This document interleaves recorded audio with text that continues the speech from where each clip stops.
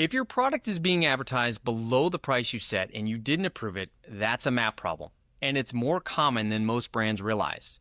I'm Charlie Meyer, Director of Business Development at Squared, and I'll walk you through why it happens and what to do about it. MAP, minimum advertised price, is the lowest price you allow resellers to publicly advertise your product for. A strong MAP policy does a lot of quiet work. It protects your long-term profitability, keeps price wars from breaking out between your own channels, and preserves how customers actually perceive your product's value. Skip it, and price erosion can happen fast, especially on marketplaces like Amazon and Walmart and where aggressive discounting is common. So what does that actually look like in practice once MAP starts to break down? Retailers who can't compete with the discounted online price may start pulling back, and that puts their trust and their shelf space at risk. On Amazon specifically, a lower advertised price anywhere else on the web can trigger a buy box loss, which kicks off a downward price spiral on that exact listing. And here's the part that really stings. When premium product gets discounted over and over, customers stop seeing it as premium. They start reading it as lower quality or just another commodity. That is brand equity you've spent years building, and it can erode in no time. Here's what makes this especially hard on marketplaces. Amazon doesn't enforce your MAP policy for you. That responsibility sits entirely on your shoulders.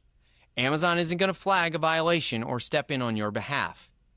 And your policy doesn't automatically cover everyone selling your product. Only the resellers you've put under a signed MAP agreement are actually bound by it. Anyone outside of that agreement, including unauthorized sellers who got your product through other channels, can legally advertise below your price.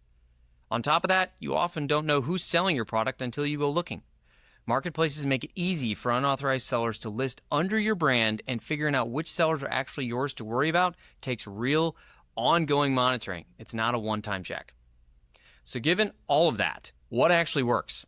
Here are 3 key things to do to keep your pricing under control. 1.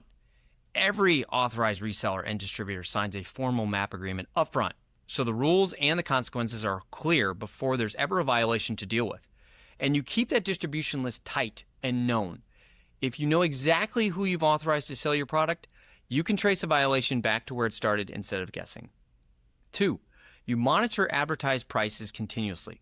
Automated software can watch hundreds of sites in real time, but you still need a human reviewing the edge cases, like a bundle offer or limited time deals that might technically not break the policy. 3, and when a violation happens, you follow up quickly and consistently every time. This works best when one person or a team actually owns it, not when it's technically everyone's job and in practice nobody's priority.